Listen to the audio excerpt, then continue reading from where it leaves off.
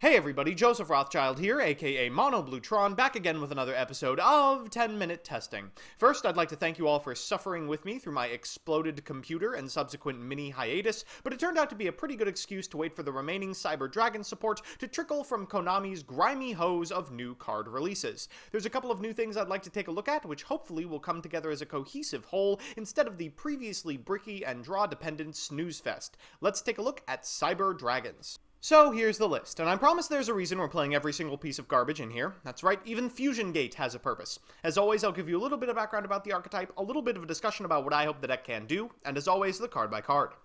So first of all, for those of you that don't know, Cyber Dragon is the single most influential card in the history of Yu-Gi-Oh!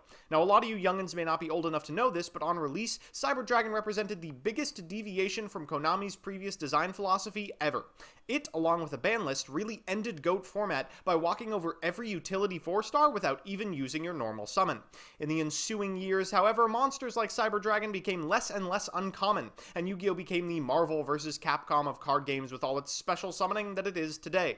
Despite that, Cyber Dragon became a household name and a fantastic target for nostalgia support. Enter another wave of tools for GX archetypes. The important pieces we're playing with today are Cyber Dragon HERZ, the good one, Cyber Dragon VIER, the mediocre one, and Cyber Dragon SEIGER, the link. These three collectively do some pretty important stuff for the archetype. They protect Cyber Dragons from being just run over, they give you a play extension for hands that do more than just make infinity, and in the case of Cyber Dragon VIER, they arouse Reddit. We've built this deck to go second with tons of hand traps and board wipes that still leave monsters on board for Cydra, but we've still got good game plans for both sides. When going first, we can just make an infinity and set up for next turn, and when going second, we can set a Dragon's Ravine, and we've got some good discard fodder in Core and turning on Cyber Repair Plant, send a Destrudo, summon anything, make Ancient Fairy Dragon, pop the Ravine for a Fusion Gate, normal summon anything to go into Underclock Taker and fuse into Rampage Dragon, and OTK. Even in worst case scenarios, AFD is a great way to special Herzes that are stuck in our hand, Black Rose is a great advantage tool against established turn 1 boards, and honestly, Infinity can probably carry us no matter what.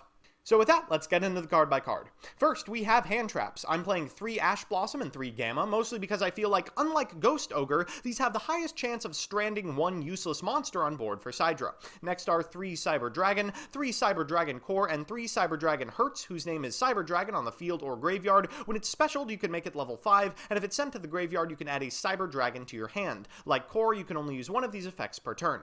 After that is 2 Galaxy Soldier. I really want to play 3 of this guy, but we've got plenty of ways to search him. And our one of Repair Plant targets, VIER, ATN, and Jizikuru, all light machines. Finally, we've got Destrudo. For spells, we have 3 Cyber Repair Plant, 3 Dragon Ravine, 1 Fusion Gate, 2 Instant Fusion for Panzer Dragon for Infinity plays, 2 Machine Duplication because it's good but not great, 1 1-for-1, 3 Terraforming, and 3 Evenly Matched.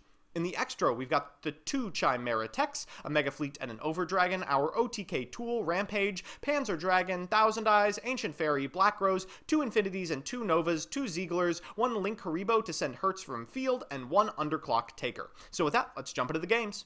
Alright, so our first game is a little further up on the totem pole than we usually are on these things. We're playing against Skyfang, and we're going first, which is excellent news for us. Skyfang is a particularly fragile deck, and if they can't get the first effect of that Skyfang monster off, it's very hard for them to work up the chain. 1 Cyber Dragon Infinity should be enough to seal the deal. We'll go ahead and normal summon this copy of Cyber Dragon Core, adding a Cyber Repair Plant to our hand, and we'll special summon this copy of VIER from our hand. Now, one thing that Zeigler has done for the deck is give us consistent access to turn 1 Cyber Repair Plant because it wasn't always guaranteed in the past. We have both Driver and Gamma in hand, so we'll go into Galaxy Soldier, get ourselves a Nova, get that VIER back from graveyard, and then go into a Cyber Dragon Infinity and pass. Our opponent's going to start by normal summoning a Skyfang monster and attempting to use its effect. We'll go ahead and negate that sucker. They have a Reborn, but of course that effect does not activate once per turn, it's use once per turn, so they can't try it again. They'll pass it back to us, and that's really good news. We'll go ahead and switch this sucker to attack mode and get into battle position. They flip this Skyfang Brigade Training. We'll go ahead and negate it because it's a very powerful trap, and we get in for 26 and 21. Now, thankfully, it is not restricted to your opponent's monsters to attach a monster to Cyber Dragon Infinity, so we'll put that VIER back on there, and then when they go for their Stratos, we'll go ahead and negate that as well. That should be the end of the game.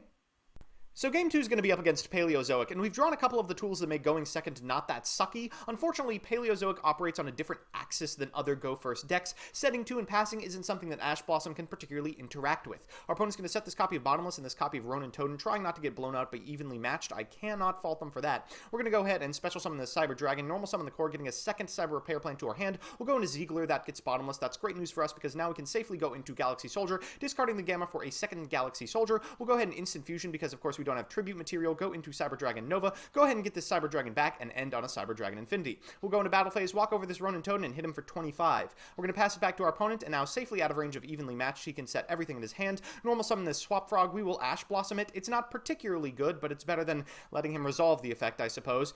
There are 3 traps set. I figure I'll probably have to negate at least one of them. We'll go ahead and get a copy of VIER to our hand because we can still normal summon it. We'll go ahead and use the effect of Dragon's Ravine. That triggers a Paleozoic Opabinia. That allows us to attack with the VIER. A Dynamiscus gets chained. We'll go ahead and activate the effect of Infinity. They're going to chain a copy of Olinades to their own Dynamiscus, so they can at least get a Paleo and block, so they're not dead next turn. We'll go ahead and get in for 23, 26, and then pass it back to our opponent. Our opponent has one more card left in their hand. It's a Mirror Force. They're going to go ahead and normal summon the Swap Frog. We're going to use Cyber Dragon Infinity's effect to negate it. They'll end on a Rodent Totem, at least as some sort of blocker, and then pass it back to us. Now, once again, Cyber Dragon Infinity's effect is not limited to your opponent's monsters, so we'll put that VIER under there, attack, negate the Mirror Force, get over this Ronin Totem, and get in for lethal. Alright, so for game 3, we're playing against True Draco. We are going second, and we have several of the cards that we need in our hand to do so, a Psyframe Gear Gamma and an Ash Blossom and Joy Spring, though I don't deploy them as effectively as I would have hoped. Our opponent's going to start with a copy of Pot of Duality. I exercise Restraint and don't Ash Blossom it. They find a Little Draco and 2 Monarchs Erupt. They'll go for the Little Draco, activate Into the Void, tribute over this True Draco Apocalypse, use the effect of Heritage to draw 1 and pass it back to me. I'm going to activate this copy of Dragon's Ravine. That triggers the effect of Maiden. We'll go ahead and Gamma that. They'll activate Waterfall of Dragon Souls, and I'm going to Ash Blossom that. I don't want to see Masterpiece this game. We'll go ahead and get both copies of the Gamma and the Driver on our side of the field. That gives us a target for this Destrudo. Discarding HERZ gives us a Cyber Dragon, and then we'll go ahead and bring this sucker back and go into who else but Black Rose Dragon. Now, without all the cards on their side of the field, I feel pretty safe making Cyber ATN. It's not like True Draco can do a whole lot. I figure if I fade one draw step, I probably win, and I do, and we do.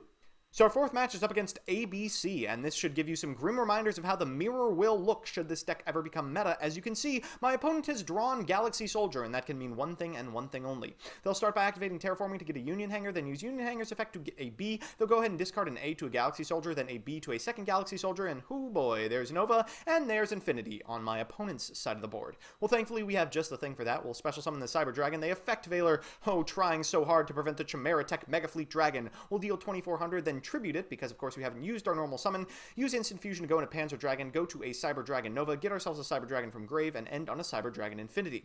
Our opponent's going to draw into an A pretty live draw. They'll go ahead and normal summon it, activate the effect of Union Hanger. I figure this is probably worth negating, so I will do so. This allows them to mind control my guy. Then they will go ahead and attach the Cyber Dragon to it, get in for 19, and then go into a copy of Proxy Dragon. That's still not particularly scary because we have so much in our hand. Here is Cyber Dragon again, and that will cause them to concede. So our last match is up against Zombie Swarm. Now, if there's one deck you don't want to go second against, it's probably this incredibly explosive strategy. Unfortunately, we are doing just that, and we have no hand traps at all. It's just going to be a matter of hoping our opponent doesn't go off too hard. They're going to start with a charge of the Light Brigade, getting themselves a Raiden, then activate Goblinberg for that Raiden. They're going to send 2 cards, one of which is a Trick Clown. That's nice. Go into a Minerva, mill 3, one of which is a Snow, and pass it back. Well, it could have been worse. There was no copy of Grass activated, at least. And there's Ash Blossom, right on time. We're going to go into Dragon's Ravine, normal summon this HERZ, special summon the VIER, go into Mega Fleet off of this Minerva. That triggers the effect of Trick Clown, and will activate Machine Duplication for 2 copies of Cyber Dragon. We're then going to go into SEIGER. That triggers the effect of HERZ for another copy of Cyber Dragon to our hand. We're then going to make Nova, and this prompts the Snow activation. They're going to flip that down, and Spirit Master is going to destroy our SEIGER. We're going to banish it in response, but unfortunately our Nova is not long for this world. We're going to go into ATN, but unfortunately they still have the material necessary for Snow, should they so desire. They're going to start by normal summoning this copy of Solitaire, but thankfully we do have the Ash Blossom, so we can prevent that type of degeneracy. Our opponent does have a Mizuki in grave, so they'll get that sucker back, then banish a whole bunch of stuff for the last remaining Snow, flipping our monster down, and now they have completely wiped our board. We are out of almost anything relevant, and they are on a Baguska. Well, we draw into another Dragon's Ravine. We can discard that to Dragon's Ravine to send a copy of Destrudo, special summon the Cyber Dragon, and now the Baguska Wars commence. We sit on an AFD and pass it back. Our opponent draws a hand trap and passes it back. We draw into a Cyber Repair Plant, which is a good draw, but very vulnerable to this Ash Blossom, so we'll pass it back as well. This is Yu-Gi-Oh! As God intended. Our opponent draws a Solar Recharge, another dead card. We draw into a Terraforming, and I'm kicking myself. I might as well discard it for the Destrudo and Grave. Then I'm going to thin my deck as much as possible, getting a Fusion Gate to hand and passing it back to my opponent. Unfortunately, they draw a Light Sworn, which means they can activate the Solar Recharge. What do they find but Brilliant Fusion and Pot of Desires? Oh my god. They'll go ahead and activate Pot of Desires. They find a Glow-Up Bulb and a Monster Reborn. Yikes. So here's Skulldet, and I may not be able to commentate the rest because I am so blinded with rage, and also because Light Sworn moves moves very fast. They'll go ahead and activate the effect of Glow Up Bulb, of Hat Tricker, of Monster Reborn. Oh my god, there's just no way I survive this turn. They go into Michael, which is enough to win them the game, but not satisfied yet, they go into a Naturia Beast. My god. And a Vugenti Amaterasu. Talk about insult to injury. Well, that's enough, I think. So we're back with the deck, and I was not expecting this okay of a performance. Certainly it lacks the grind game of Lightsworn or similar decks, but it turns out a couple of CDI activations is still enough to catch a lot of people off guard. Add to that the incredible plussing and protection HERZ and SEIGER respectively give you, and we might actually see a deck similar to this one take off in the next format. Of course, it'll require a deck that ends on an extra deck monster to be meta, but I think that's almost assured. So that's that. I hope I don't wake up tomorrow to see another Cyber Dragon card spoiled. Don't let me down, Konami. If you like watching me play the decks I make on this show on stream, I'm on twitch.tv/monobluetron every Tuesday and Thursday from 12 to 1 p.m. Eastern Standard Time, and if you have an idea for a deck or archetype you want to see on a future episode of this show, let me know in the comment section below. Otherwise, I'll see you Wednesday.